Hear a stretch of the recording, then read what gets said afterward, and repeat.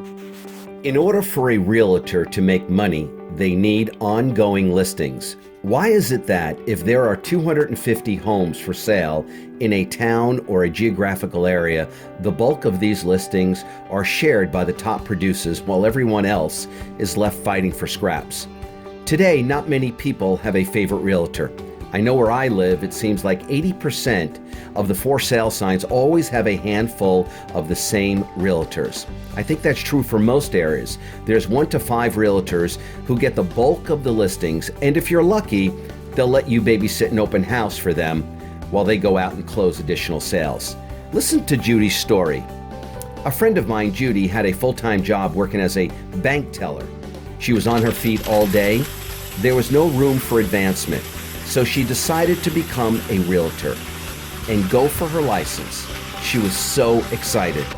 She thought the broker she worked for would provide her with listings. However, she was told she would need to go out and find them on her own. She had no idea where to start.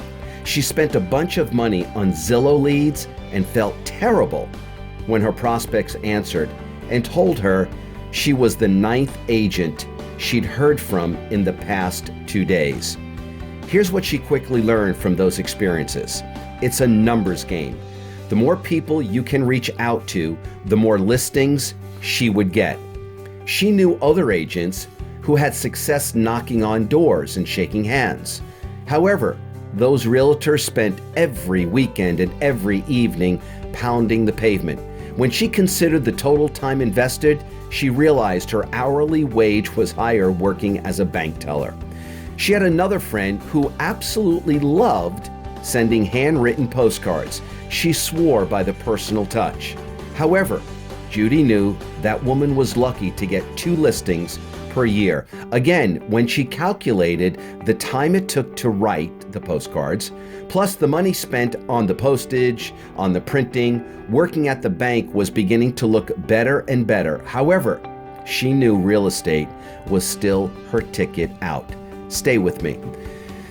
That's when Judy learned about ringless voice drops. It just made sense. She knew that 6% of homes are sold every year in the US. The city she lived in had over 80,000 homes, which meant close to 5,000 of them would be sold every year. All she needed to do was to get her message/offer in front of those 5,000 sellers before they settled on a particular realtor. She couldn't knock on 80,000 doors. She couldn't afford 80,000 postcards. However, with ringless voice drops, she could reach out to every single one of those homeowners for $1,600. Of course, she was on a shoestring budget, and $1,600 was a big investment for her at the time. So she started with 10,000 voice mail drops for $200 and kept ramping up. That $200 investment brought her 3 new listings. She closed all 3 sales within 2 months and even double-ended one of the sales, resulting in $30,400 in commissions. She made 152 times return off of her initial $200 ringless voice drop campaign. Boom. Judy now spends about $1,000 each and every month on ringless voice drops. She uses the bulk of them to acquire new listings. However, every month, she also uses them to stay in touch with her past clients.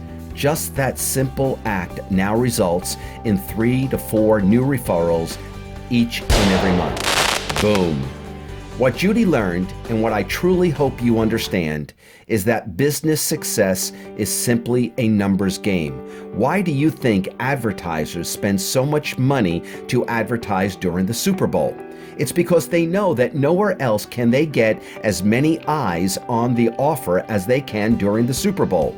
This is the same as you and Ringless. Nowhere else can you get your offer message in front of so many people fast. Unlike the Super Bowl, where advertisers will pay $5.3 million for a 30-second ad, you can get your 30-second message in front of as many people as you like for only 2 cents per drop. Look at it this way. The average home price in the US is $280,000. At a 3% commission on that is $8,400. This means if you were only able to convert one ringless lead out of 10,000 drops, or 0.0001%, you would 42 times your initial $200 investment. If every time you handed me $1 and I handed you $42 back, how many times would you hand me $1? Now, if you're interested in working your real estate practice smarter and not harder, if you're interested in home sellers calling you instead of you chasing them, if you want to show the rock stars in your firm how the smart realtors leverage technology in the 21st century, then click the button on the page to learn more about how you can begin listing and selling more homes before the end of the week. Thank you.